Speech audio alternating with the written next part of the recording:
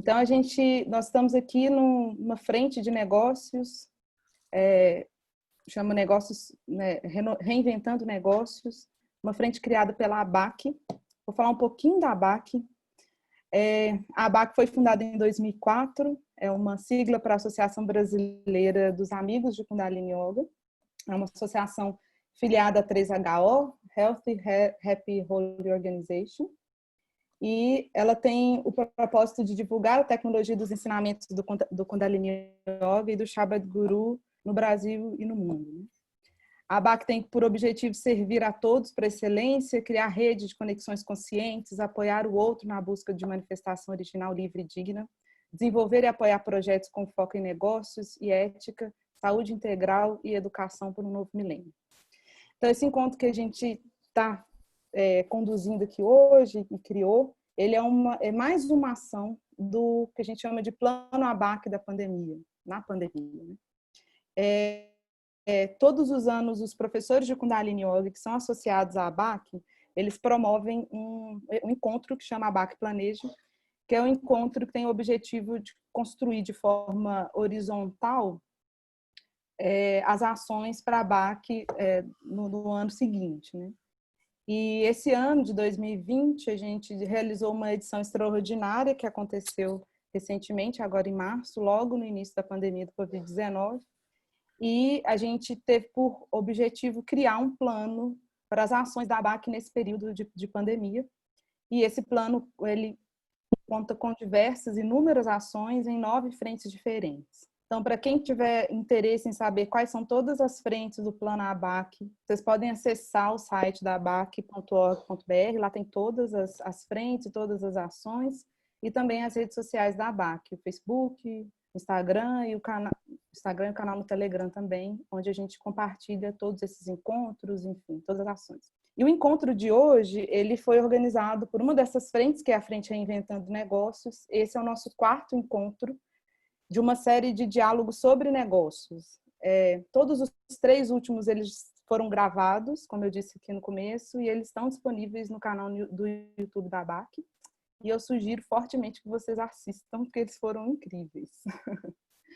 E hoje a gente tem aqui mais uma vez, e a gente está muito honrado de receber e muito grato por eles terem aceitado esse convite, os convidados muito inspiradores, e para tratar do tema que é liderando negócios conscientes. Então, nossa primeira convidada, nossa amada professora Guru Sangat Kaur. Eu vou falar um pouquinho do perfil de vocês. Vou ler a bio, tá, gente? Se vocês me deem licença.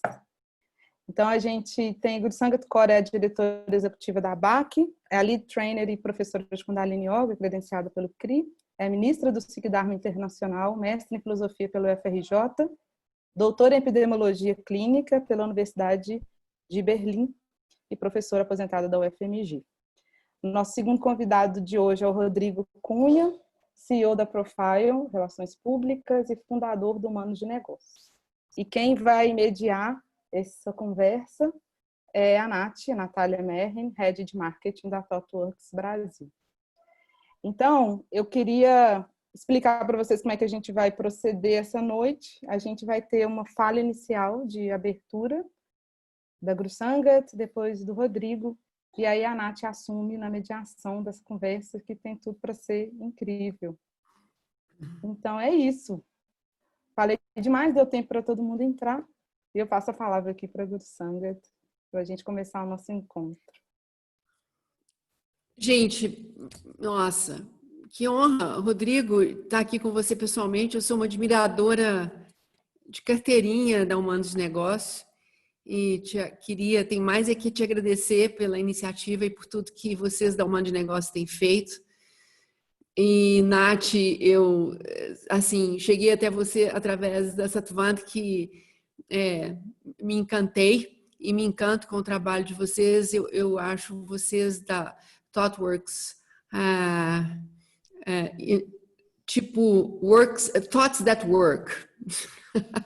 Uhum. Então, muito obrigada pela honra também de me aceitar nesse grupo, todos vocês.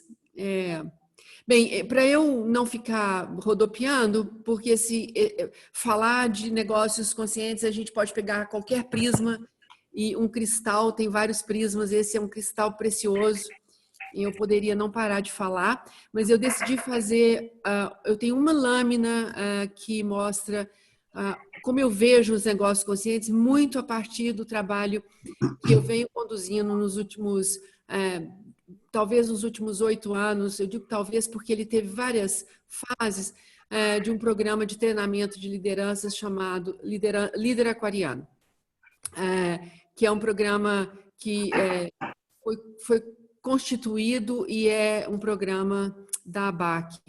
Então, eu vou pedir permissão para compartilhar minha tela, porque daí fica visível para todo mundo. Você não pode iniciar, alguém tem que me permitir iniciar? Compartilhamento da minha tela, por favor. Vamos ver se deu. Ainda não deu. Tem alguém que está compartilhando o áudio, talvez seja por isso. Exato. Tem alguém no áudio.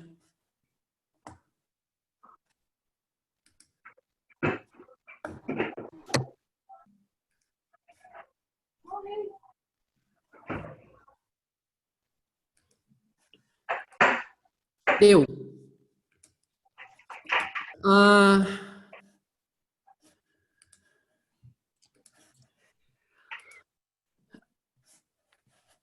Então, esse é o nosso tema de hoje. Deixa eu só tirar vocês. Eu tenho sempre uma loucura com esse meu mouse quando ele não aparece. Só um minutinho, gente. Deixa eu tirar esses breguetinhos daqui e vamos nessa. Então, o tema é esse e eu quero dizer que é muito difícil definir consciência no nosso mundo, no mundo do yoga, no mundo das neurociências, de onde a gente sempre comunga. Ainda, talvez no mundo dos negócios, a gente tenha parâmetros mais objetivos, isso é muito bom e, de certo modo, até um alívio. Quando a gente vai definir negócios conscientes, a gente tem uma grade que enquadra isso com bastante clareza, muito diferentemente se nós estivéssemos aqui falando sobre a consciência humana. Então, eu fiz esse material aqui, e ele vem, essas 2 semanas eu andei fazendo parte de grupos de discussão aqui no mundo virtual sobre negócios, e eu fiquei assim, eu fiquei achando curioso que muitas pessoas, passa por algumas pessoas a ideia de que o negócio consciente é um negócio que não traz resultados financeiros. Então, eu queria dizer que esse é um desenho muito rápido do que seria um negócio consciente. Ele traz, sim, resultados financeiros e eu diria que o produto dele tem que ter um DNA ético. Então, é mais assim, mais ou menos assim que eu defino o que seria um negócio consciente. E ele tem 3 grandes blocos. E o primeiro dele é o propósito desse negócio. E, diferentemente de ter o propósito de ter vendas aceleradas ou conquistar mercados, o propósito desse negócio, que é em si um absoluto, ele pode ser em si, na sua natureza mesmo, um sucesso muito grande, seria o desabrochar do humano em todo o mundo. Em todas as cadeias produtivas do negócio, em todas as zonas de interdependência do negócio. Onde tem ser humano, nós deveríamos ter o propósito de fazer desabrochar o melhor do humano naquele grupo. E ele está assentado em 3 pilares, que seria uma segurança psíquica de todo mundo que trabalha no negócio, então um ambiente seguro, respeito e excelência. Eu acho que esse tripé constrói um propósito que é o desabrochar humano das pessoas. Ele tem uma outra... É óbvio, quando a gente fala de respeito, nós estamos falando, para ser mais preciso, sobre dignidade humana e igualdade de direitos. Numa outra cadeia, a gente tem os princípios que estão anelados aos propósitos. Então, os princípios seriam, o coração dos princípios seria a revisão de crenças, constante, contínua naquele negócio. Que tipo de crenças? Crenças sobre liderança e o papel do líder, crenças sobre visão de mundo e crenças sobre valores econômicos. Isso tudo muda, com tudo que muda. Nós estamos vivendo um grande choque sistêmico, e a mudança sistêmica ela pode ainda demorar um pouco, ela está vindo, e nós entramos num momento onde não dá mais para imaginar que a realidade vai se estabilizar para a gente ganhar um ponto seguro de referência. Então, revisar as crenças na medida que tudo muda é bastante importante. E o terceiro aspecto seria o desempenho, que viria com jorrar para a gente, a partir do seu coração, o encontrar o sagrado no outro. Isso, falando em termos de negócios, é absolutamente necessário, não é mais uma novidade. Os humanos de negócios fazem isso o tempo todo.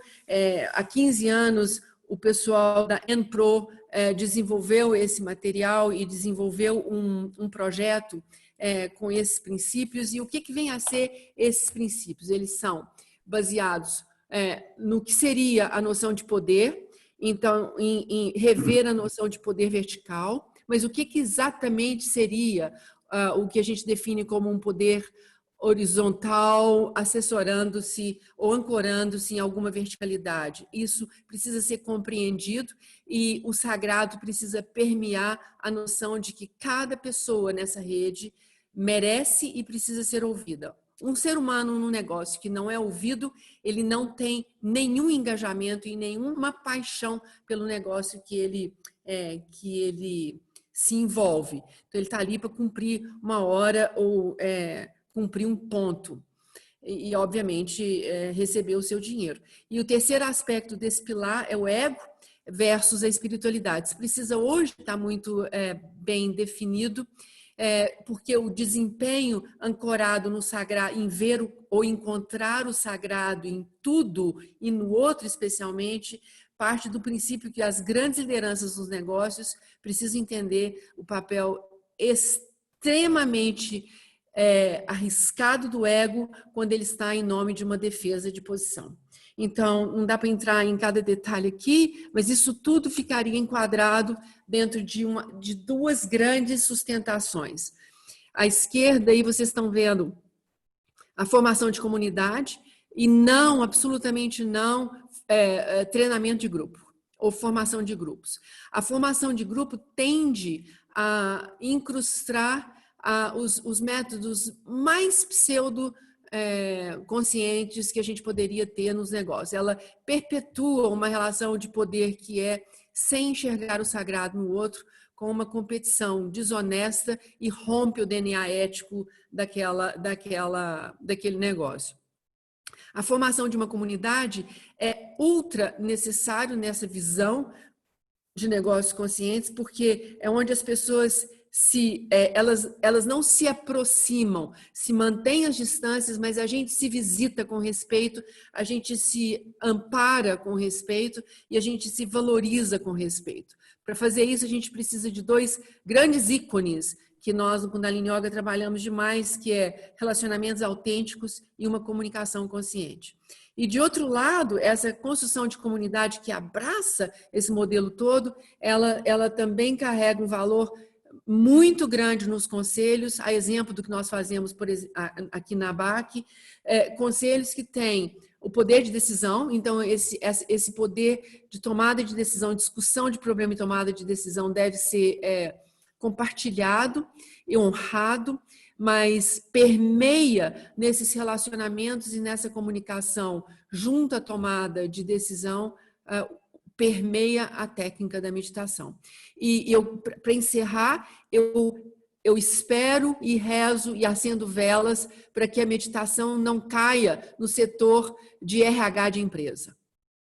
Porque se ela cair no setor de RH da empresa, nós estamos apenas fazendo uma fumacinha onde a gente deveria estar fazendo uma fogueira. Então, isso é mais ou menos como a minha experiência recente tem me mostrado do que seria um mundo dos negócios conscientes. Eu espero que eu não tenha tomado mais tempo do que me deram. Obrigada, Gursanga. Passei a bola. Isso, Rodrigo. Nossa, que bonito! Eu achei incrível, não conhecia, achei muito inspirador. E eu estava pensando aqui, Guru-san, acho que o nosso trabalho no mundo de negócios é super intuitivo, assim. Acho que é bom ter um framework que ajuda a entender um pouco melhor a relação entre os pilares, né? A relação entre as próprias pessoas e como que a gente lida com os valores, assim. Então, adorei conhecer esse trabalho muito bonito. E eu anotei algumas coisas aqui, então, que depois eu queria comentar. Nath, estava pensando, será que eu conto um pouquinho da história, do histórico do Humano de Negócio, de onde veio, de onde nasceu? Sim, E acho daí que é um ótimo começo. tá bom, tá bom. Eu tô com a filharada aqui em casa, 3, e mais minha esposa, querida. Tá bom, que bom. Obrigado. E ela tava falando que tá liberada aqui da live que ela tava agora. Então, as crianças não vão irromper na sala a qualquer momento. Bom, eu tenho um background sou jornalista de formação, comecei minha carreira em Porto Alegre, como vocês podem ver pelo sotaque, e aí depois eu fui trabalhar na revista Você S.A., em São Paulo, e aí, desde aquela época, que foi mais ou menos no ano 98, 2000, eu tinha muita curiosidade por essa coisa da responsabilidade social, que era esse nome. Na época, na verdade, tinha um outro nome, que era Balanço Social. Algumas empresas, tinham o Ibase, do Betinho, apresentavam o seu envolvimento social. Então, vejam, a gente está falando de 98. Até então, desde o início da Revolução Industrial, do início do capitalismo, ali, baseado no aumento do lucro, etc., quase ninguém se preocupava com isso. Tanto é que um dos prêmios Nobel, que é o Milton Friedman, ele falava que o negócio dos negócios são os negócios, ponto. E aí eu tenho uma brincadeira que eu falo que os executivos das grandes empresas, até então, né, muito hoje ainda, eles são como James Bonds corporativos, né? Porque eles têm licença para matar desde que entreguem resultado para o acionista. E aí a gente fala assim, nossa, será que não é exagero? Não, porque se a gente olhar em Belo Horizonte, Minas Gerais, por exemplo, o que aconteceu com a Vale, as pessoas sabiam que a barreira estava para romper, a barragem, né? E receberam essa informação e ninguém fez nada com isso. Por quê? Porque se você vai lá e fala que uma barragem daquele tamanho está para romper, o preço das ações cai. Logo, não está gerando resultado para o acionista. Logo, não vamos falar nada. E aí dá o que dá, né? Pessoas morrem. Então, assim, era uma metáfora. Quando eu comecei a falar isso, não tinha essa história ainda acontecido. Mas depois ela acaba se provando verdade, como acontece em várias dimensões. Então, na época eu trabalhava na Você S.A., o pessoal me convidou para falar, para contar a história de um banco que estava fazendo algumas coisas legais de sustentabilidade, né? Era o Banco Real. E eu fui entrevistar o pessoal e achei tudo que eles estavam fazendo muito legal, muito inspirador. Escrevi uma matéria e logo que eu escrevi a matéria o pessoal me convidou para trabalhar no banco. E eu falei, eu sou jornalista, não vou trabalhar em banco, sai para lá, capeta, né? Tô fora. E disse que não ia mesmo, agradeci, veio ter uma desculpa lá, que eu estava num projeto que ia demorar 6 meses para acabar. E aí depois, quem sabe, a gente conversava. Acabou o projeto, no dia seguinte me ligaram, porque era o guia das melhores empresas para você trabalhar, ele foi para as bancas. No dia seguinte me ligaram de novo, falando, e aí, agora vamos conversar de novo? Eu falei, bom, vamos avaliar, estou pensando, né, vamos entender o que esse pessoal quer. Daí eu lembrei, eu conheci as pessoas na hora de entrevistar para o livro, e eram pessoas muito, para o livro, para a matéria, e eram pessoas muito legais. Eu pensei, eu quero estar do lado dessas pessoas, porque eles estão trazendo uma mudança que eu acho que é significativa, e eu posso aprender muito com isso. Então era a época de sustentabilidade, começando, fui lá, eu queria ficar 2 anos no banco, acabei ficando 8 anos, trabalhei muito próximo do presidente do banco na época, o Fábio Barbosa, que é um líder super inspirador. E aí, depois de um tempo, eu saí de lá e montei minha empresa, que é uma empresa de relações públicas, a Profile, que a gente trabalha juntos, né, Nath? A gente atende a ThoughtWorks. E a Profile eu fundei com a missão de só trabalhar com pessoas e empresas que estivessem preocupadas com impacto, com sustentabilidade. Hoje tem vários nomes, né? Regeneração, na época era sustentabilidade só. E eu queria só trabalhar com essas pessoas e empresas. Por quê?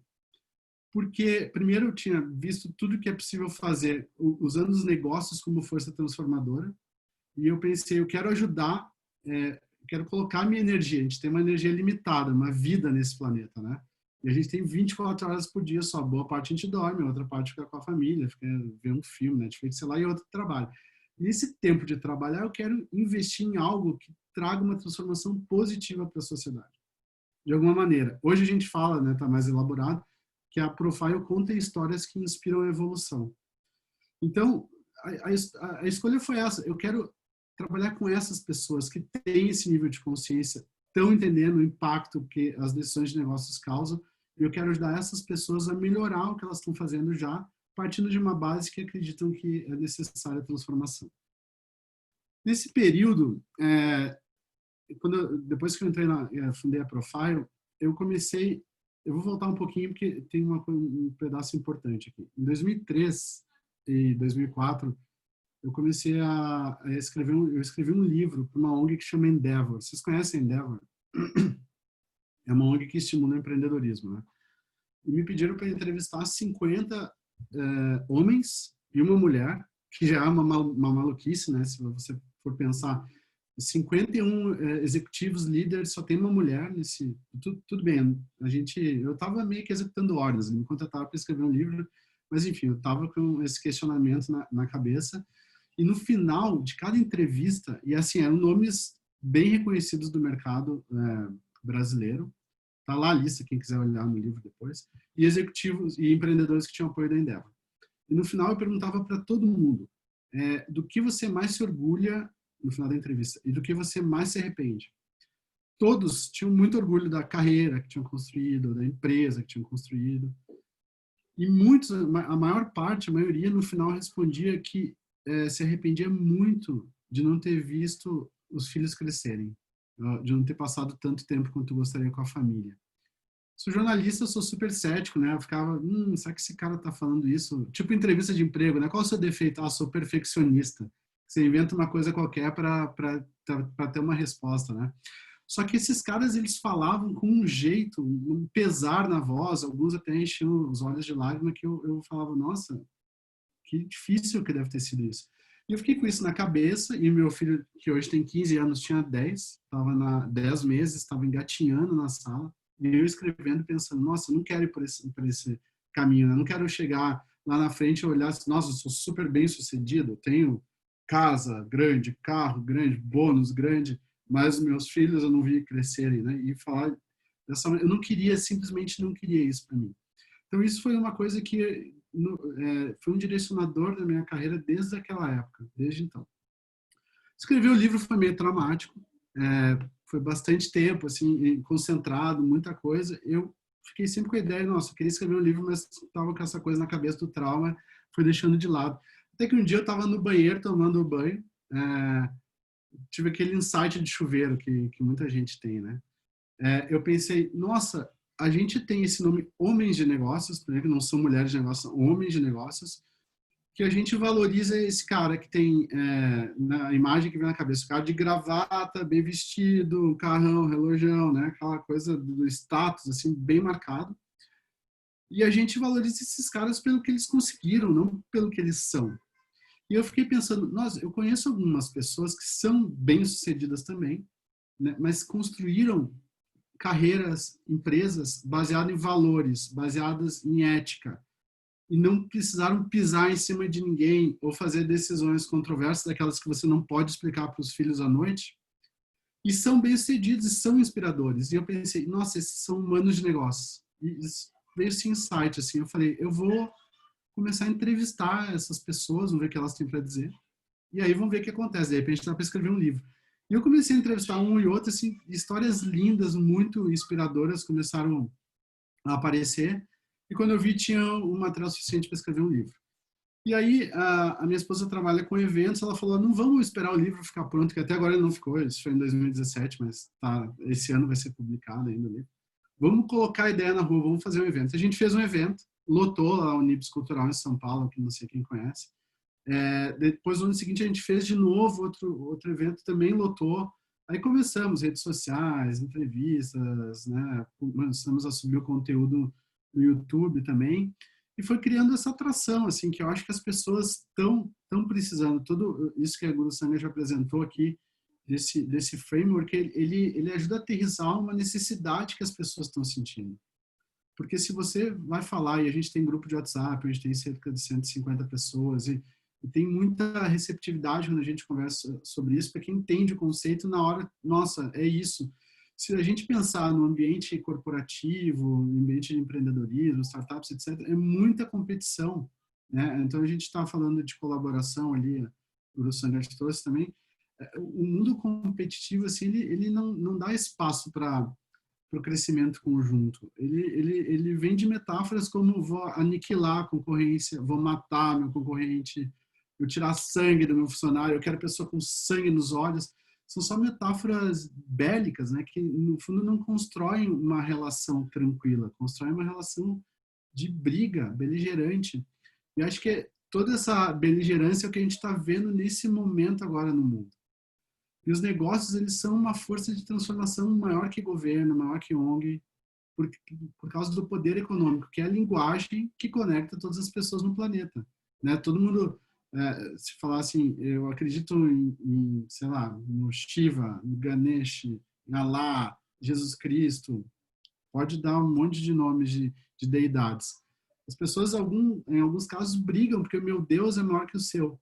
Mas se olhar, até o pessoal que acredita lá no Maomé, sei lá, os muçulmanos, muitas coisas que esse o Yuval Harari falou, muitas coisas que aconteceram desses atentados ou guerras, etc., tem a ver com dinheiro. E está escrito lá, in God we trust. Então, aquele Deus dinheiro, ele para muita gente, ele é maior que qualquer outra deidade. E é assim que o mundo está organizado, porque as pessoas se movem muito por dinheiro, né?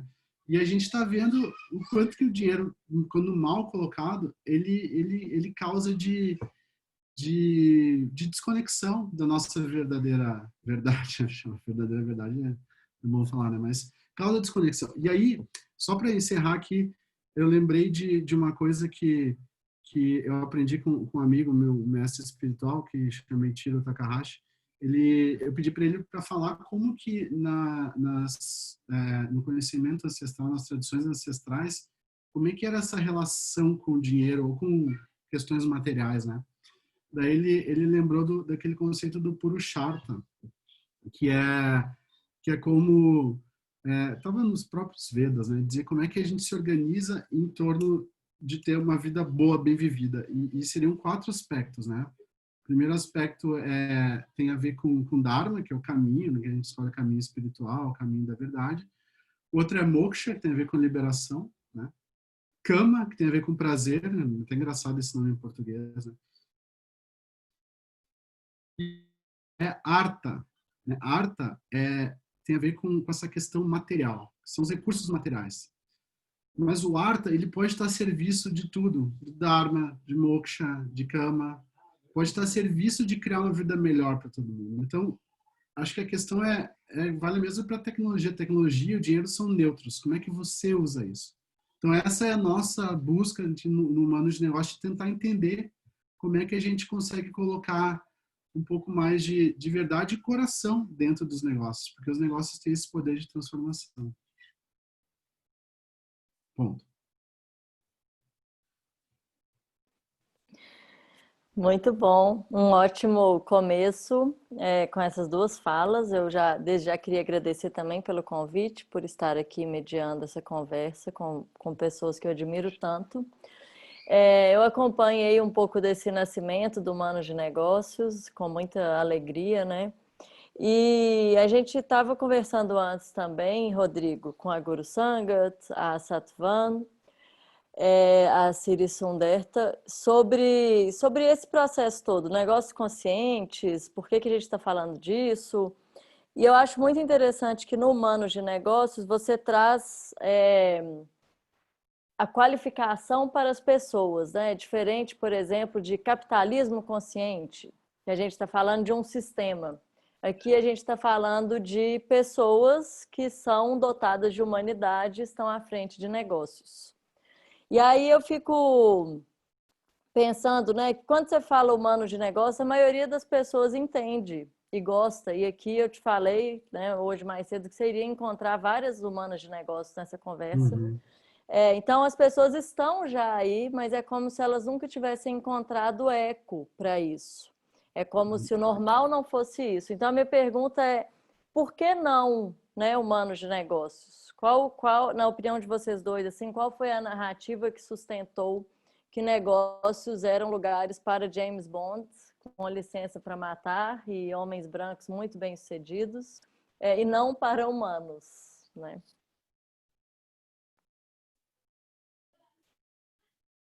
O Sangat quer falar primeiro? Eu posso falar.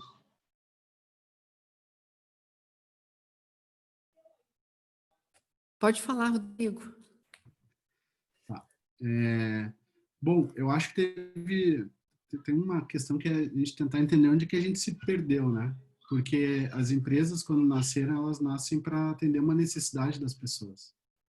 Ponto. Tem alguma coisa que eu preciso, sei lá, preciso de um sapato. Né? Imagina lá antes da Revolução Industrial, o cara começou a fabricar um sapato, as pessoas gostam, fabrica outro, de repente tem uma empresa, que talvez nem tivesse esse nome, mas está fazendo algo que as pessoas usam.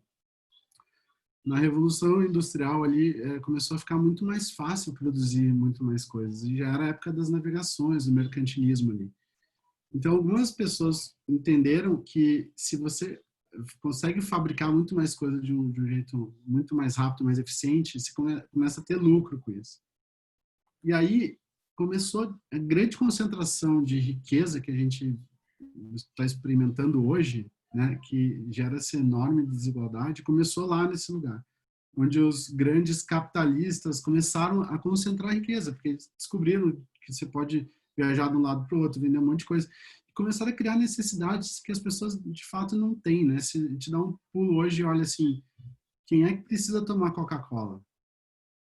Quem é que precisa comprar um monte de coisas? Tem uma frase linda que é assim, a gente muitas vezes compra coisas com dinheiro que é coisas que a gente não precisa, com dinheiro que a gente não tem, para impressionar pessoas das quais a gente não gosta, né? É uma frase que anda na internet aí que é muito verdade também, né? Do jeito que a gente lida com o nosso ego, também status, etc. Em algum momento, eu acho que talvez com o surgimento do marketing ali também começou a criar necessidades que as pessoas de fato não tinham, né? E aí, se você for ver das grandes empresas de consumo, etc., o caminho de um presidente de uma empresa como a Unilever, Procter, essas empresas de consumo mesmo, em geral, o Ambev, os caras vêm do marketing, que eles dominaram aquela técnica ali de criar uma necessidade para vender alguma coisa que as pessoas de fato talvez não precisem. E daí eu acho que ali, entendendo que o lucro é uma possibilidade de concentrar poder, né, e com falta de consciência, né, sobre o que a gente está fazendo aqui nesse planeta, você vai em busca do poder. Porque o poder traz sexo, traz dinheiro também, e realimenta essa tríade, né? E você, daqui a pouco, se perde nesse lugar, assim. E daí a gente olha, tá, mas estamos exagerando, né? Falando dessas coisas de maneira generalista, assim. Olha, gente, eu acho que a gente está nesse problema, assim, porque se você for entrar numa corporação hoje, assim, tem alguns clientes meus que trabalham em corporações, você vê como algumas pessoas, elas estão, assim, com a face pálida, né, o cabelo quebradiço, você está vendo que aquelas pessoas estão sem energia vital, e são pessoas que estão engordando também, porque é um sinal de, de fadiga do corpo, né? Um sinal de que as coisas não estão bem concentradas, ou porque você está trabalhando tanto que mal tem tempo de comer e não come direito. Então, são vários sinais que mostram que a gente não está indo num caminho bacana, assim. E se você for ver esse tamanho, essa concentração enorme de renda, essa desigualdade, daqui a pouco você vê as empresas, né, nesse momento de pandemia, assim, todo mundo sai para doar dinheiro. E assim, o que vai acontecer depois disso, quando a pandemia passar? Vão continuar doando esse monte de dinheiro ou estão doando para aparecer bem, para sair na lista das empresas que doaram, porque aquela empresa doa, a concorrente a gente tem que doar também, né? E fica, daqui a pouco a gente já está retroalimentando essa máquina onde a gente está a serviço do capital, quando o capital deveria estar a serviço da gente. Então, foi em algum lugar aí que a gente se perdeu e, para mim, está diretamente conectado com essa capacidade de gerar mais e mais lucros e concentrar poder. Eu acho que o Rodrigo falou tudo. Eu tinha respondido a pergunta com você e eu acho que é o seguinte, eu não estou dizendo que é o ideal, logo vocês vão entender o que eu estou dizendo, mas se a gente veio de um princípio onde a necessidade gerava o negócio, como o Rodrigo disse, e agora a gente descobre que nós estamos no negócio gerando necessidade, como o Rodrigo também claramente falou,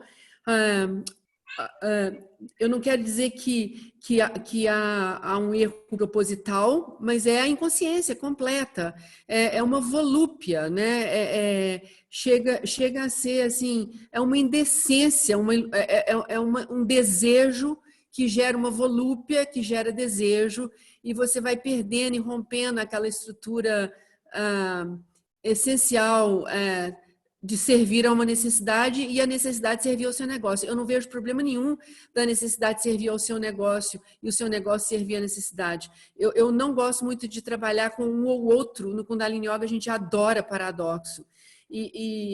Eu acho que a grande sacada, e talvez momentos como esses que nós estamos vivendo, desse choque sistêmico, desse caos, é o momento que a gente repensa uma série de coisas. E uma das coisas que nós temos sempre discutido aqui é como é que o meu negócio serve a uma necessidade e como é que aquela necessidade é resolvida e me gera mais inspiração para servir outras. E isso passa necessariamente por um lugar que a gente está chamando de consciência, que é muito difícil definir, mas por isso que eu tentei pôr isso assim no papel, na ponta da caneta, digamos assim, para a gente entender que não é só um falar sobre a consciência, é fazer disso um verbo. Sabe, como a gente fala no Kundalini Yoga, que Deus é o verbo. Então, vamos agir de maneira consequente. Então, eu acho que é por aí. Eu vejo a metáfora que eu faço imagina algo que voou no espaço como uma flecha que tinha vida e foi penetrando espaços e abrindo o seu campo e, de repente, ela nunca mais parou. E ela própria não sabe se ela está viva ou morta. Ela só caminha no espaço, ela só caminha. Então, eu acho que negócios, como o Rodrigo bem definiu aí, que são predadores, são negócios que carrega com eles muitas mortes e muitos mortos-vivos. E eu acho que isso é terrível, a gente ser um cemitério vivo e ambulante.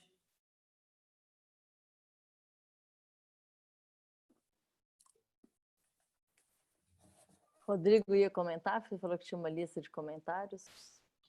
Não, eu ia falar sobre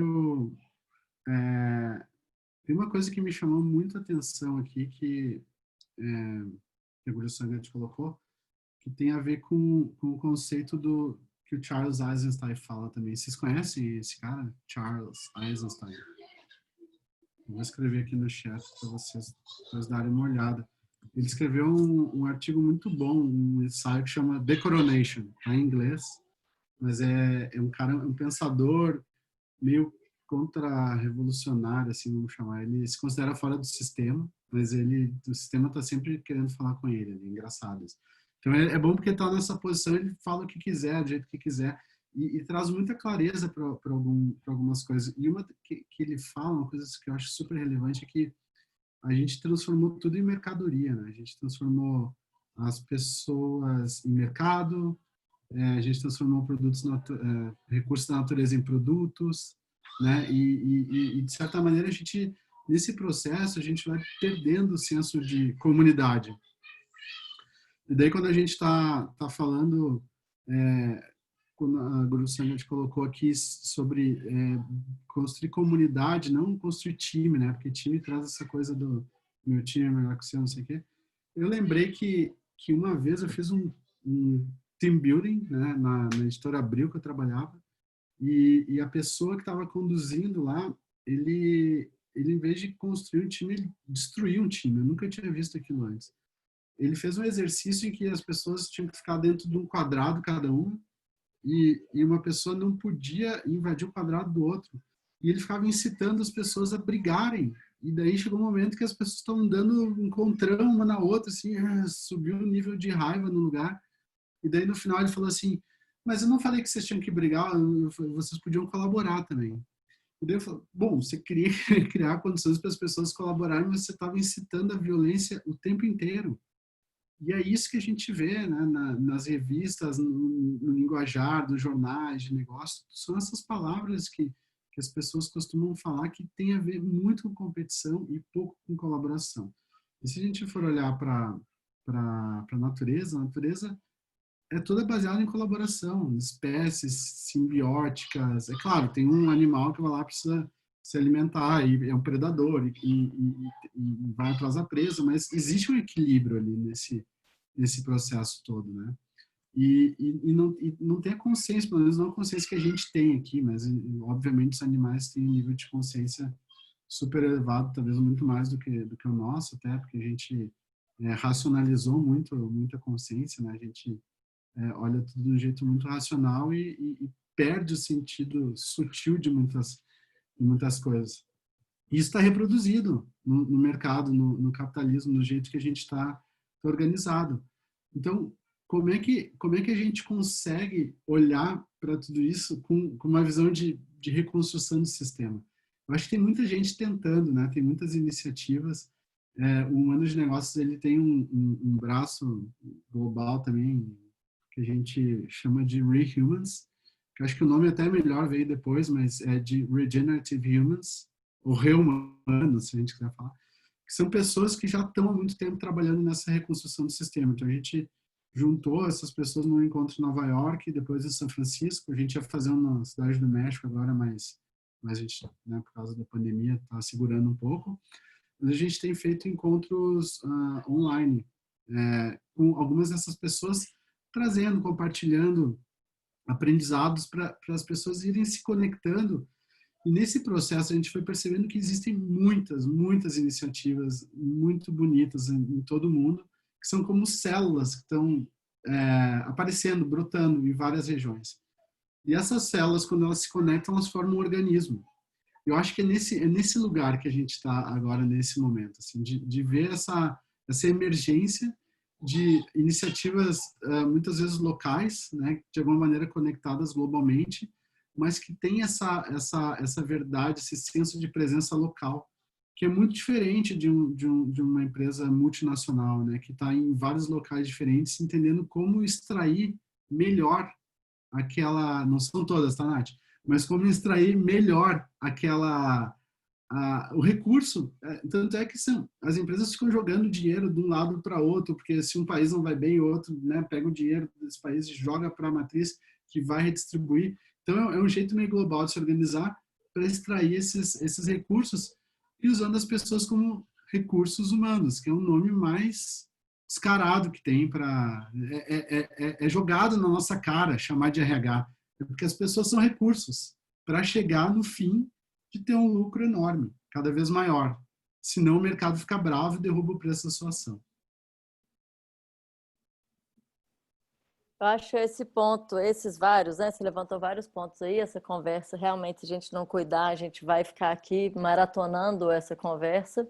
Mas um dos pontos aí que eu achei interessantes é, da mesma forma que você colocou isso do recurso e disso está jogado na cara, a Guru Sangat colocou o ponto da meditação, se ela for para o RH das empresas, ela virar uma fumacinha.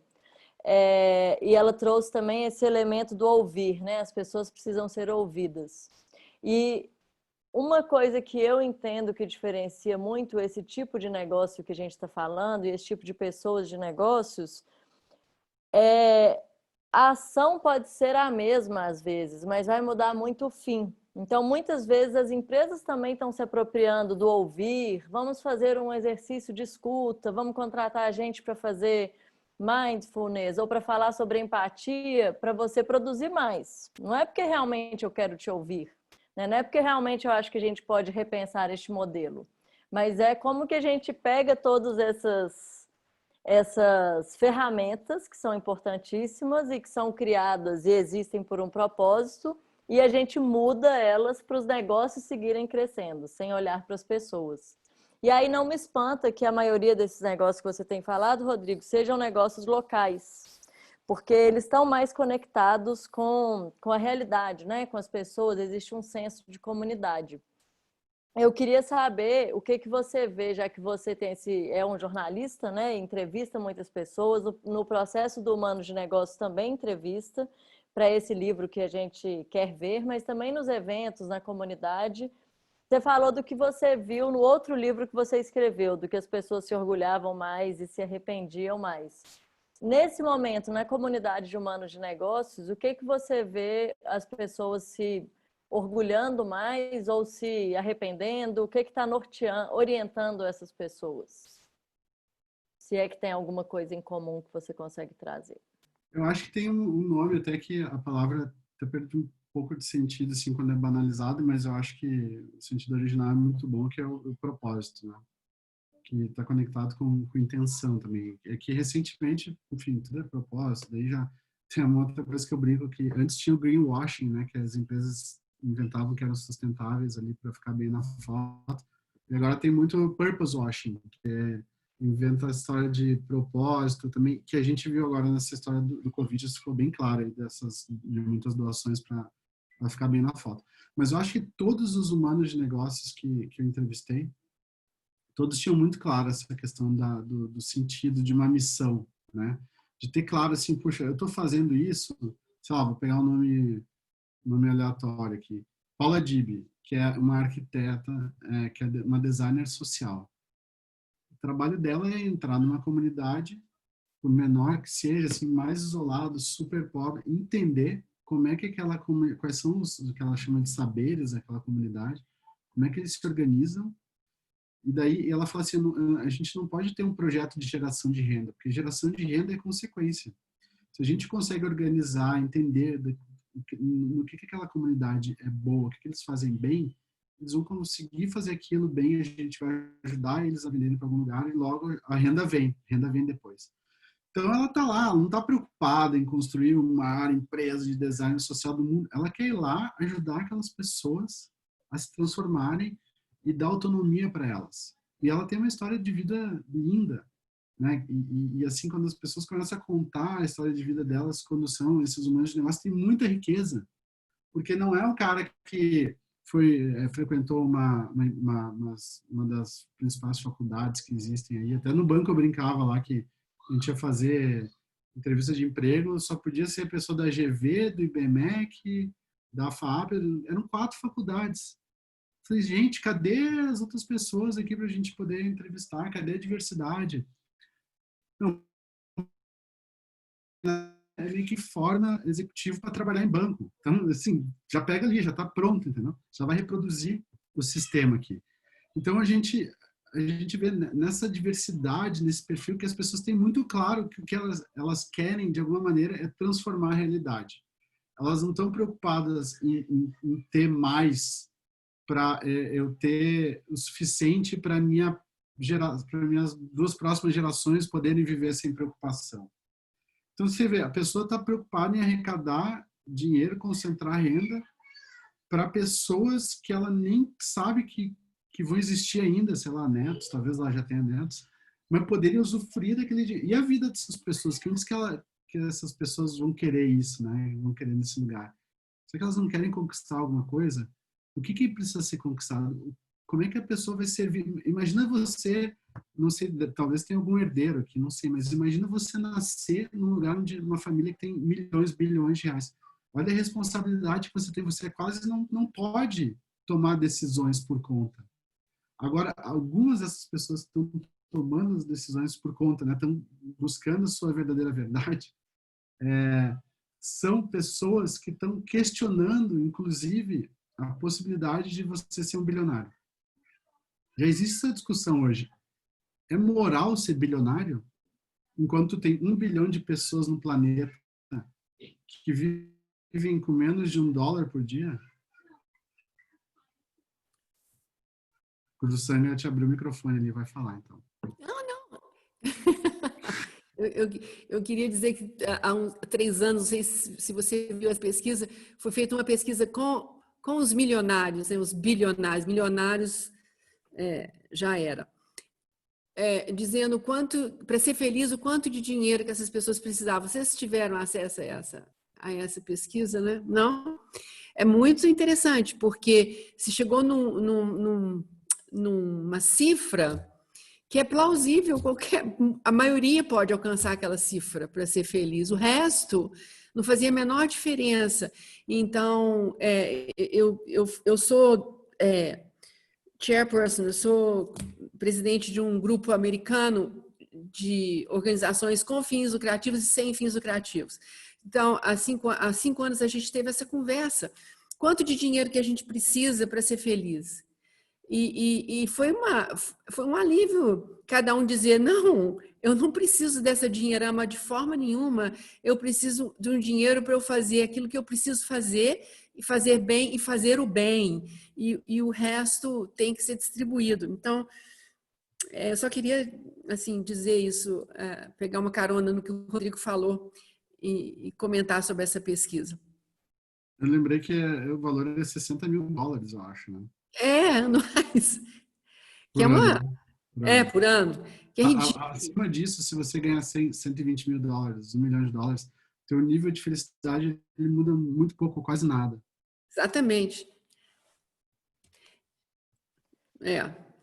Bom, tem uma diferença aí do que o Rodrigo trouxe, né? Dessas pessoas que se movem por quererem transformar a sociedade.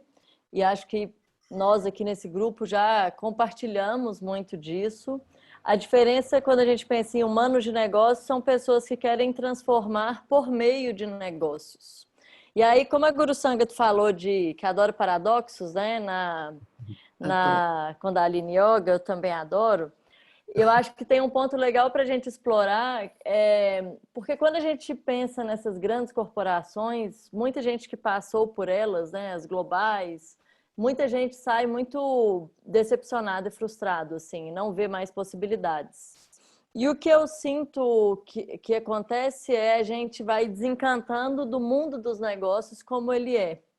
E aí, ao invés da gente repensar e seguir esse conselho até do Krenak, né, que tem se manifestado maravilhosamente, inclusive no livro do Ideias para Adiar o Fim do Mundo, como que a gente se reinventa de uma forma muito mais holística e sistêmica. E aí nós aqui, ao invés de pensarmos como eu vou reinventar a forma como os negócios acontecem, a gente entende o ser antissistêmico como não vou fazer negócios. Né? E aí a gente também teve um pouco essa conversa, assim, é possível ser próspero e antissistêmico? Né? Ou tem aí algum paradoxo, algum contraditório que a gente teme tocar? Como se eu for pelo caminho da prosperidade, eu estou indo por esse caminho aí desses bilionários sem humanidade ou sem moral, né? Que eu não quero. Qual que é o caminho que pode abraçar essas possibilidades? Guru Sangat. Acho que a primeira coisa como médica, eu preciso dizer que não existe nada no mundo que se cria sem um sistema. Então, o sistema é a base de tudo. Então,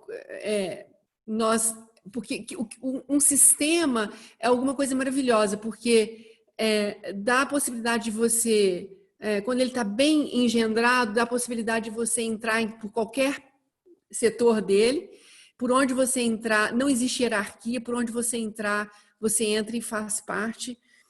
O sistema promove crises sistêmicas, com choques sistêmicos que acarretam caos e que vão levar a uma mudança sistêmica. Então, crises sistêmicas sempre fazem sistemas obsoletos ou falhos a se colapsarem, o que é maravilhoso e é o que nós estamos vendo hoje.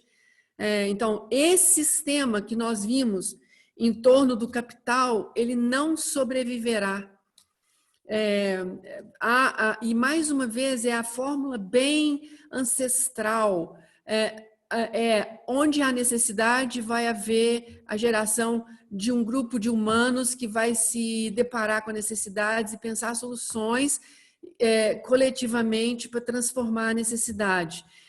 Então, essa fórmula é uma fórmula que existe desde quando nós começamos a conviver com o outro há milhões e milhões de anos. Lá, em milhões e milhões de anos, a gente se reunia em torno de um fogo para poder contemplar e nós nos animarmos. O Rodrigo falou de arta, e a palavra arta, ela tá declinada, a original seria a arte, o feminino é a arte, que é fogo, né? que é recurso material para transformação. Então, a gente tem o fogo como transformação. E hoje, nos tempos de hoje, esse fogo nada mais é que o nosso propósito alinhado a uma necessidade que carrega um valor. Então,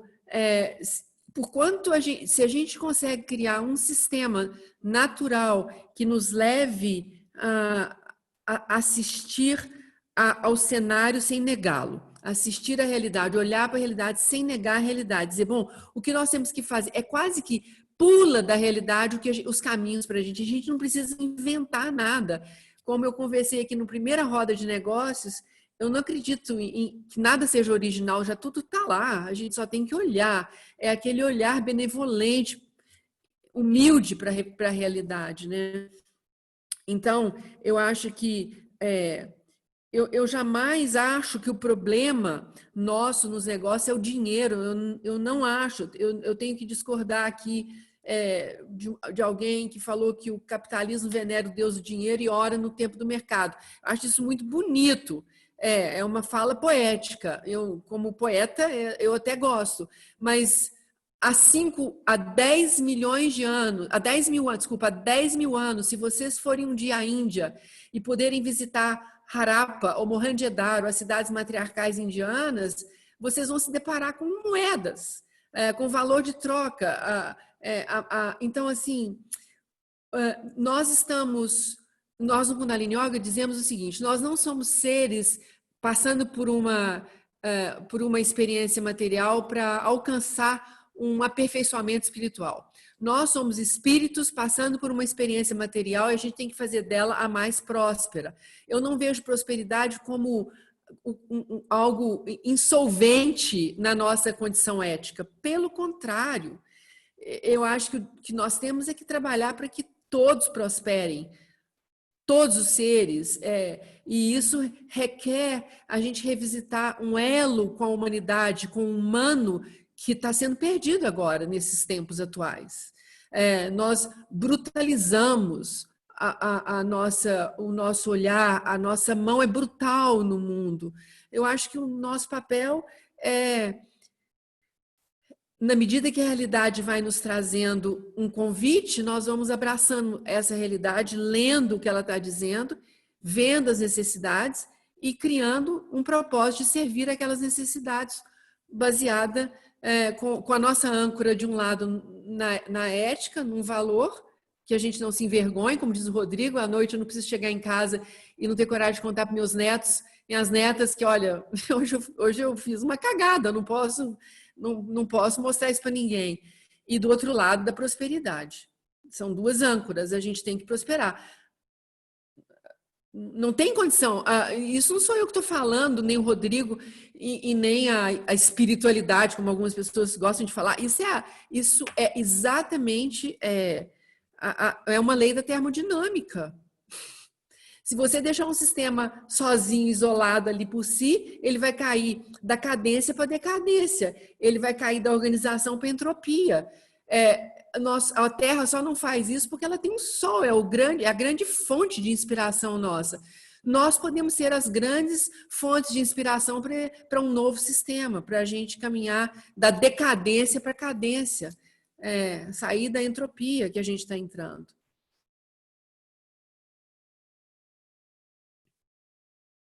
A gente tem alguns comentários aqui. Eu recebi um que está similar ao que está público aqui também, que é: o problema não é o dinheiro, e sim como se é conquistado e como é empregado. E o outro é: o problema não está no modelo, mas sim no comportamento das pessoas em torno das empresas. E eu acho que uma reflexão que eu acho que todos nós gostaríamos de ouvir de vocês é como quebrar esse ciclo de continuidade, né? Porque muitas pessoas estão no sistema ou nas organizações, reconhecem que várias coisas e engrenagens não funcionam, mas sentem que para estarem ali elas têm que seguir se comportando daquela forma. É como se, assim, se eu topei estar aqui, eu tenho que deixar meus valores em casa.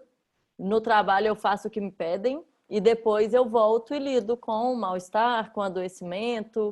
Então, quais dicas vocês dariam, tanto de prática quanto de observação, de formas de romper esse ciclo?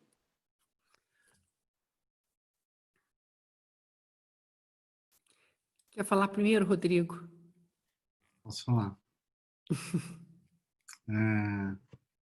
Eu tava pensando primeiro um videozinho que existe no YouTube, que é super meio tosquinho, assim, mas ele diz muita coisa. Que é, que é um lugar onde tem um monte de macaco e eles vão subindo no lugar, assim, até quando chega no último, vem alguém e puxa o pé. E daí todo mundo começa a reproduzir esse comportamento e vão tirando os macacos que começaram a fazer isso, até que chegou um que chegou depois de quando já tinha esse processo instalado. E aí tiram todos os originais e aquele que entrou por último, você sabia direito porque estava fazendo aquilo, ele continua fazendo, né? E assim, é um padrão de comportamento que a gente repete, muitas vezes a gente não sabe por quê, mas eu já trabalhei em corporação, né? E, e já trabalhei nesses lugares onde não se cria o espaço de senso crítico, né? O tipo de coisa que se fala dentro de uma corporação grande dessa, e até o Banco Real tinha um pouco de exceção, porque tinha uns trabalhos lá que eram de desenvolvimento do indivíduo, que o resultado era que as pessoas saíam do banco no final desse treinamento. E as pessoas falavam, tudo bem, porque se a pessoa vai sair do banco com tudo isso que ela aprendeu, talvez ela crie um impacto melhor em outro lugar. E é verdade, tem muitas dessas pessoas que trabalhavam nessas áreas de sustentabilidade, cada uma num lugar diferente, com negócios diferentes, espalhando, né? É como se fossem sementes que foram brotar em outros lugares e cresceram outras árvores ali. Mas no outro lugar que eu trabalhava, assim, era proibido até você conversar entre áreas, porque as pessoas não podiam se mover de uma área para outra. Na Editora Abril, você não podia sair de uma redação de uma revista e ir para outra. Se você quisesse trocar de revista, você tinha que fazer por baixo dos panos e tinha que dar a entender que você não foi convidado para essa outra redação, porque senão ia ter briga. Então, assim, cadê a Editora Abril hoje? Desapareceu. Por quê? Porque veio uma crise sistêmica que afetou a receita dos grandes grupos de mídia e a Abril simplesmente não teve força para se reinventar, porque ela estava sendo roída por dentro, por brigas de poder e espaço. Inclusive, os herdeiros, né, depois que o Roberto Tivita morreu, os herdeiros da Abril, eles venderam outro negócio e decidiram não colocar o dinheiro para pagar as dívidas da Abril. Por que isso dá a entender? Que eles mesmos não acreditavam na própria empresa da qual eles eram os donos. Então, né, nesse tipo de lugar, é um lugar que está um lugar sem vida, ele vai perecer. Então, dando uma volta grande, assim, para dizer que uma dica prática muitas vezes a pessoa tem que encontrar esse seu lugar, fazer essa reflexão, consciência. Existem várias ferramentas para isso hoje, né? De encontrar o seu próprio caminho, porque a empresa talvez não vai te dar esse lugar. E aí você tem que ser muitas vezes corajoso, porque o que nos dizem, e as famílias dizem em geral, quando a gente vai fazer uma mudança, né, sair de um lugar onde você tem o conforto material, eles dizem assim, nossa, você tá maluco, você vai abrir mão desse salário para, sei lá, fazer uma coisa que você acredita, porque é o seu propósito? Não faz isso não. Você tem filho para cuidar, né? Você tem tudo isso para sustentar que você construiu. Então, as pessoas têm medo, porque a narrativa que a gente conhece essa, de que você tem que agradecer que você tem um emprego e é bem pago. E segundo, porque você, por vários motivos, ainda não conseguiu acessar a sua verdade, seu propósito, né? Por que você está aqui nessa vida? Não é para dar mais retorno para o acionista, que você nem sabe quem é. Só que você tem que, né, entender onde que você está na sua vida para poder ter essa percepção. Porque, no fundo, o que a gente vê nas grandes empresas, corporações, onde se trabalha de 12 a 14 horas por dia, que é uma escravidão moderna. O capitalismo é uma espécie de escravidão moderna. Eu tenho que tomar cuidado quando eu falo essas coisas, porque eu concordo muito com o que a Guru Sangat está falando, que não é assim, não é demonizar o dinheiro, não é demonizar o capital, mas é entender melhor a nossa relação com o dinheiro, com a questão da prosperidade também. Prosperidade é bom para todo mundo, é importante que as pessoas sejam prósperas todas, né? Mas o que você faz com essa prosperidade? Qual que é a sua intenção de ter essa prosperidade? Seja ela o que for na sua cabeça. Varia para muitas pessoas. Mas eu quero ter essa prosperidade. No dia que eu tiver essa prosperidade X na minha cabeça, o que eu vou fazer com ela? Eu concordo. Eu acho que, então, Nath, talvez aquilo que sustenta essa reflexão seria educação. Por isso a gente investiu tanto nesses treinamentos para lideranças e para líderes dessas empresas.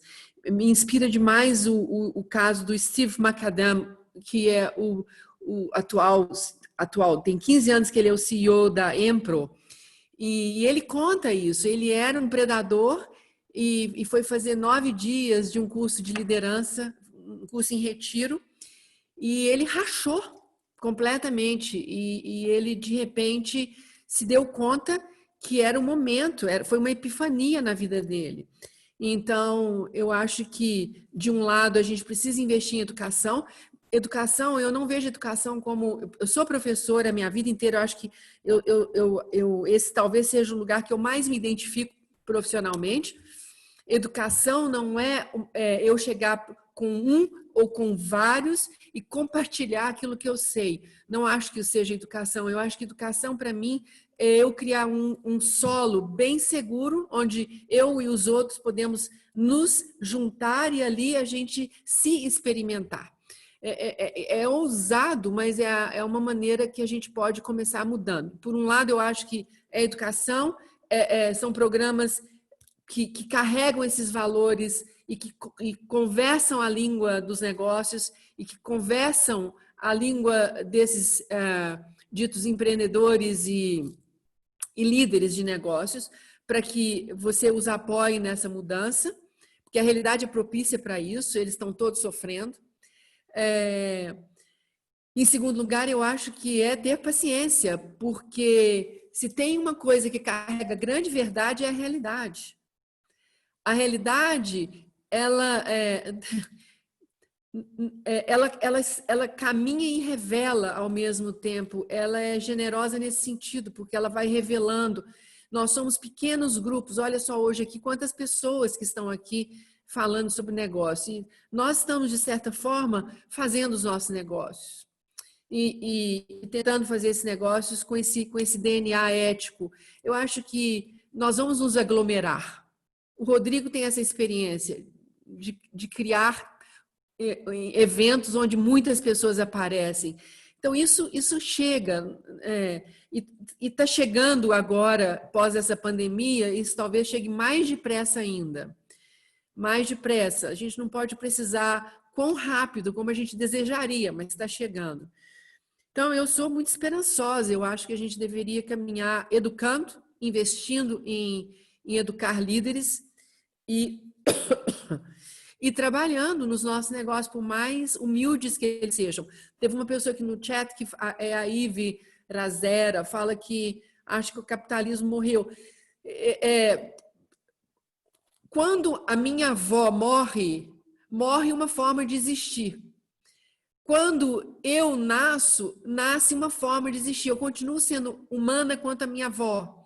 Eu acho que o capitalismo, entre aspas, é alguma coisa que talvez a gente tenha, desde o século XVIII, colocado num formato que a gente não discutiu esse formato até agora. A gente tem um ministro da Economia que é positivista, ele é Foucault até na veia, ele traz um modelo de capital ultra neoliberal que é exatamente aquilo que não vai dar certo, nós sabemos que não vai dar certo. Então, assim, como é que a gente lentamente vamos parir de novo esse mecanismo que nos dará prosperidade? Eu vou contar uma história muito engraçada para vocês. Eu tenho um jardim aqui e o cara que veio fazer o jardim aqui de casa é um grande amigo. Ele se chama Ties. Então, ele estava trazendo as plantas e dizendo para o trabalhador que estava aqui, olha, você vai furar esse buraco aqui e tal, porque aqui eu vou pôr isso. Aí o pedreiro estava assim, com um colarzão assim de prateado no peito, com uma cruz bem grande, sem camisa, aquele tipo, né, característico, que diz assim, falou para o Ties, aqui não tem mais terra.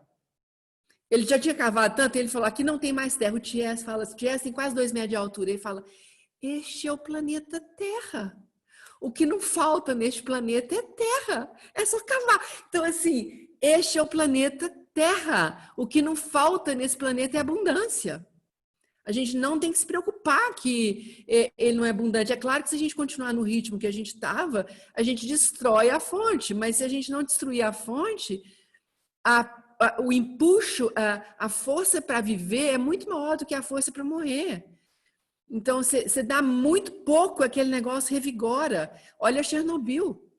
Olha os lobos de Chernobyl, de Kiev. Então, olha a mata, a floresta de Kiev. Bastou que eles tirassem de lá as pessoas. Infelizmente, a gente tem que repensar o modelo de pessoa, não o modelo de negócio, não o modelo de prosperidade, o modelo de pessoas, que são elas que fazem tudo acontecer.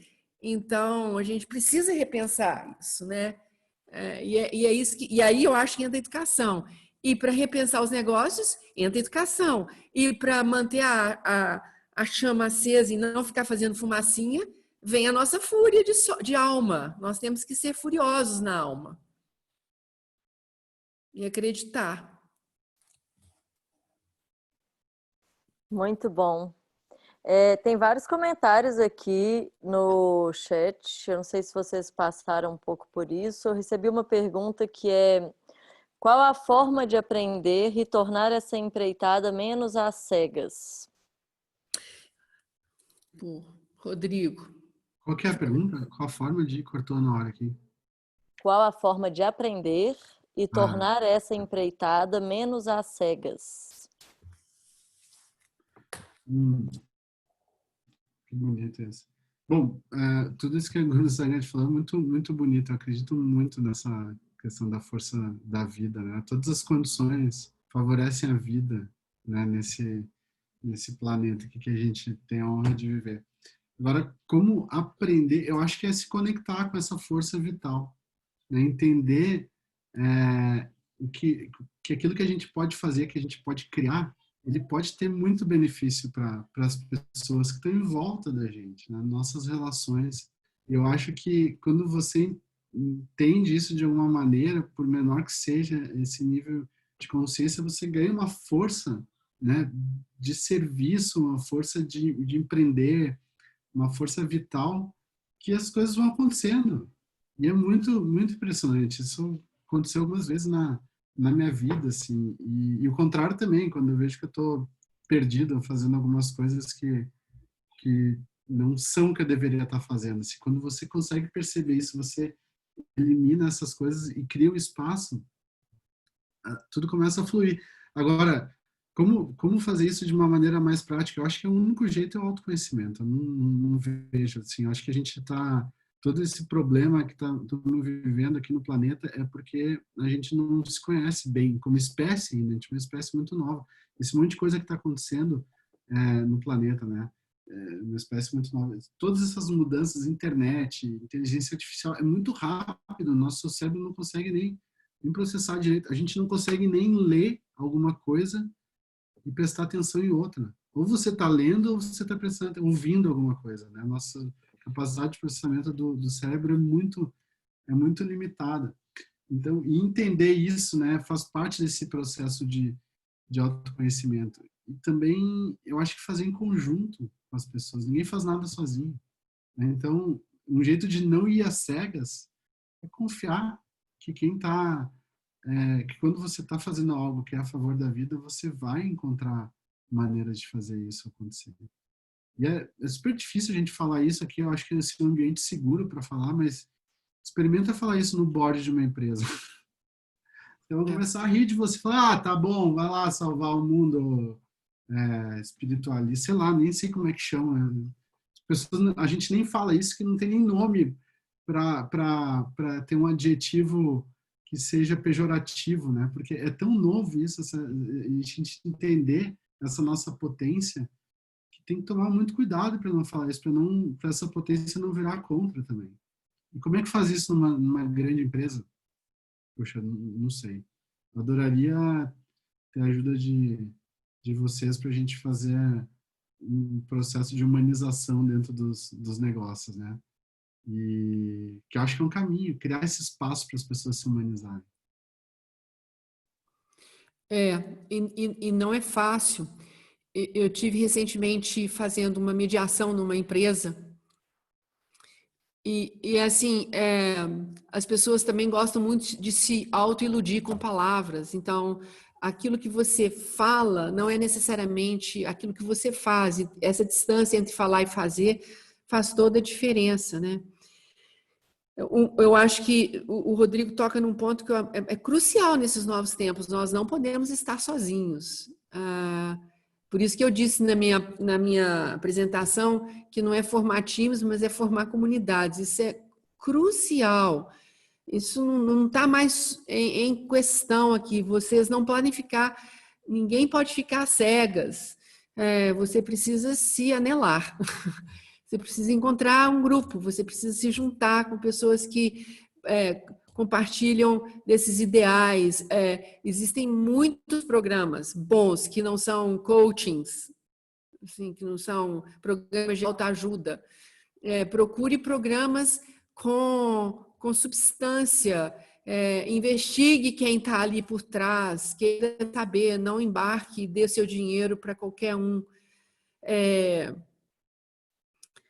E é claro, assim, isso que a pandemia está nos dando, essa chance de sentar aqui e conversar, isso é raro, gente, isso não existia antes, a gente não fazia isso antes. Então, eu acho que tem uma coisa muito especial acontecendo, porque na ciência, eu sinto que a gente na ciência caminha muito lentamente, porque nossas pesquisas são baseadas no ordinário. A gente usa curva de Gauss e busca na curva de Gauss onde todo mundo está. Os carinhas todas estão, é ali que a gente vai. E a gente investiga o ordinário, a gente não investiga o extraordinário. Aquele carinha que está fora da curva. E eu acho que a pandemia dá a chance para a gente fazer isso. Isso que está acontecendo agora é uma conversa extraordinária, ela está fora da curva. E é assim que a gente vai se inspirando. O Luiz Fernando colocou aqui em vários lugares essa história realmente que o problema são as pessoas, e é verdade, porque os negócios são feitos com pessoas para pessoas. Nós estamos falando de pessoas, nós estamos falando de valores assentados, não num business plan do negócio, mas nas pessoas que escrevem aquele business plan. E cada vez mais, essas pessoas, o propósito e o valor que está ali atrás do propósito, vai ser chamado vai ser chamado a pagar para ver. Ninguém está a fim de entregar-se só porque ouviu dizer. As pessoas querem conhecer. E da mesma forma que o problema são as pessoas, a solução também só vai poder estar nas pessoas, né? Se a gente encarar de alguma forma essa mudança de atitude coletiva, mas que parte muito do autoconhecimento, como o Rodrigo colocou. Eu acho que está na hora da gente começar a fechar, né, gente? Porque já são quase 10 horas. Eu queria trazer um trecho de um artigo da Lilia Schwartz, muito bom, que está falando sobre De perto, o título é De Perto Ninguém é Normal, ou O Novo Normal, né? Entre muitas aspas. Eu vou mandar depois para encaminhar para todo mundo que estava aqui, mas eu queria ler só uma frase para voltar para Rodrigo Gurusangat com uma pergunta relacionada a ele. Então ela diz aqui, crise quer dizer decisão, e portanto parece normal que diante de grandes acidentes como esses, as sociedades mostrem sua capacidade para se alterar, mas para se conservar também. Durante muito tempo, as ciências sociais, prioritariamente, se dedicaram a entender não como as sociedades mudam, mas, sobretudo, como elas têm essa incrível capacidade de se manter. Como dizia Lampedusa, é preciso que algo mude para que tudo fique absolutamente igual.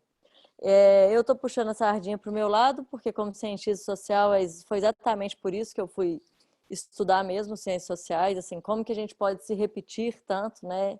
Mas eu acho que tem uma reflexão aqui muito interessante, que é o que a gente quer conservar e o que a gente sente que é uma grande oportunidade de alterar, na visão de vocês dois. A gente deixar essas reflexões para encerrar.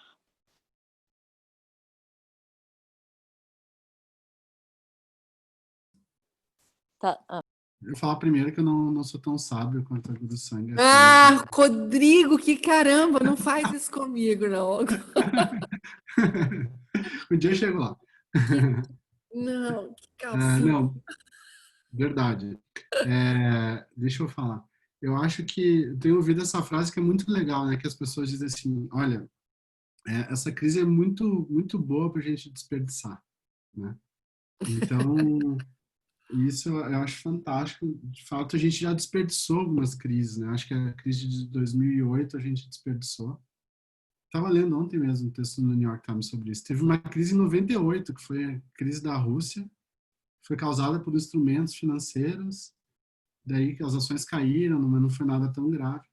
Depois, em 2008, teve a crise, todo mundo lembra, mais recente, também causada por instrumentos financeiros, das quais a gente não tinha aprendido nada em 98 e também não aprendeu nada depois, porque o nível de endividamento, etc., agora, na época do Covid, já estava super alto, ia dar um problema financeiro também, independente do vírus, mas a gente teve duas oportunidades de aprender e não aprendeu. Então, acho que essa é uma das coisas que a gente poderia deixar para lá, essa incapacidade de aprender com os nossos próprios erros como humanidade. Então, se a gente olhar aquele livro maravilhoso do Jared Diamond, que é um cientista social também, escreveu um livro chamado Colapso, sobre por que algumas sociedades colapsam, né, e outras não. E ele descobriu que as sociedades que colapsam são aquelas que usavam os recursos naturais sem medida, sem consciência. Um exemplo mais claro é da Ilha de Páscoa, que estava uma competição de quem constrói o Moai maior que o outro, né? As tribos competiam para descobrir aquelas pedras gigantescas, até que eles usavam muita madeira para isso, até que acabou a madeira na ilha, acabou a população. Então era assim uma absoluta falta de consciência, né? Destruindo os recursos naturais para construir um Deus maior que o do outro. E o que a gente poderia aprender nessa? Eu acho que uma das coisas que para mim são duas coisas, tá? Que eu acho que eu queria falar aqui. A primeira é sobre colaboração, né? Acho que a gente nasceu em volta da fogueira como espécie, colaborando, assim que a gente desenvolveu a nossa linguagem também, né? Para contar que você podia confiar, né? Aquele cara lá, se você for caçar com ele, ele vai roubar a tua caça e vai sair correndo, então não caça com ele. Então, assim que as tribos começaram a se formar, grupos de 150 pessoas, está lá nos livros. A gente pode aprender mais sobre isso se quiser. Então, colaboração. A gente tem que sair dessa visão de colaboração transacional. Tipo, eu tenho um negócio, você tem um negócio, vamos ficar junto, porque daí nossos dois negócios vão se dar bem.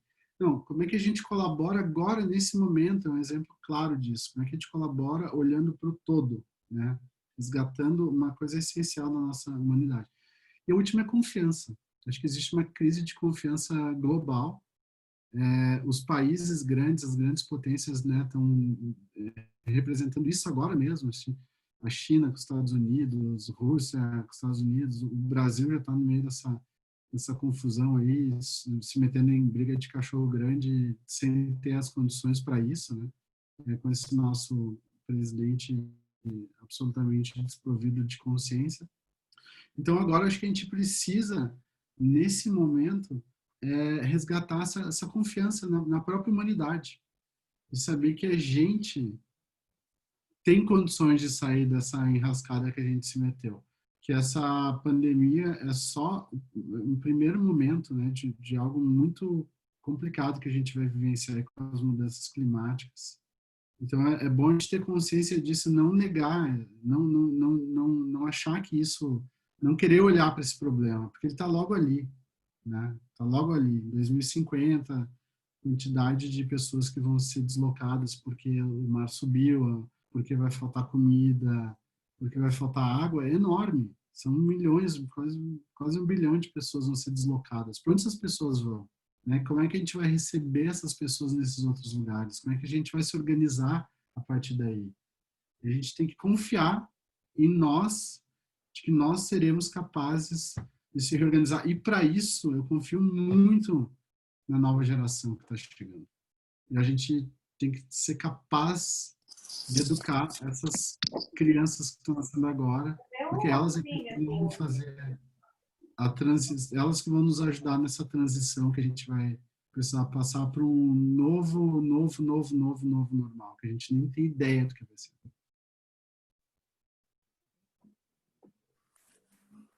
Puxa, Nath, essa sua pergunta é muito dura, porque eu acho que, basicamente, eu não aproveitaria quase que nada que a gente fez até hoje, mas eu aproveitaria, talvez, eu fiquei aqui tentando ver, me inspirei muito no que o Rodrigo falou, eu acho que ele tem razão, nós temos, eu acho que quando o ser humano está sob risco, como nós estamos, a gente tem um impulso natural para colaboração. E eu só temo que nenhum desses eventos que o Rodrigo nomeou, eles não foram suficientes para despertar em nós o risco, a iminência do desaparecimento nosso enquanto espécie. E aí veio uma trauletada como o Covid, que as pessoas ainda nem compreenderam, porque eu acho que todo mundo achando que vai passar, né? O negócio está longe de passar. Isso ainda vai ter vários... vai desenrolar ainda de muitas maneiras. Então, agora foi, talvez, nesse século, depois da década de 20 do século passado, é a primeira vez que a gente realmente sentiu o risco mais tangível e nos colocou num modo de colaboração. Eu acho que isso existe, isso é da natureza humana, isso vai continuar existindo, e isso é bom, porque eu acho que na nossa natureza mesmo, a gente tem muito mais um apelo para ser solidário do que para sacanear. Então, eu acho que isso é bom. Fora isso, eu acho que a gente tem que realmente aproveitar e reinventar a nossa condição de existir no planeta, reinventar a nossa relação com o planeta, reinventar a nossa relação com a prosperidade, reinventar a nossa relação de negócio. Nós estamos inaugurando uma série de coisas. Eu não estive na década de 20 do século passado, mas eu imagino que deve ter sido assim, uma Primeira Guerra Mundial com uma pandemia que matou quase 60 bilhões de pessoas. É muita coisa. Então, se eu me coloco emocionalmente lá no meio daquelas pessoas, eu tinha que mudar a vida, porque senão seria eu a próxima. Eu espero que isso tenha sido um golpe suficientemente forte para a gente alertar, porque senão vai vir outro. Porque nós estamos num planeta Terra que é vivo, e é uma entidade viva, e dialoga e responde. Então, eu acho que é por aí. Muito bem. Eu estou uma péssima mediadora porque eu estou com muita dificuldade de encerrar essa conversa, que eu estou achando ela muito boa. Mas eu acho que a gente deu a nossa hora aqui. Então, queria agradecer a todo mundo que esteve conosco todo esse período. ao Rodrigo e à Guru Sangat por essa ótima conversa e à ABAC pelo convite. Espero poder seguir participando dessas ótimas conversas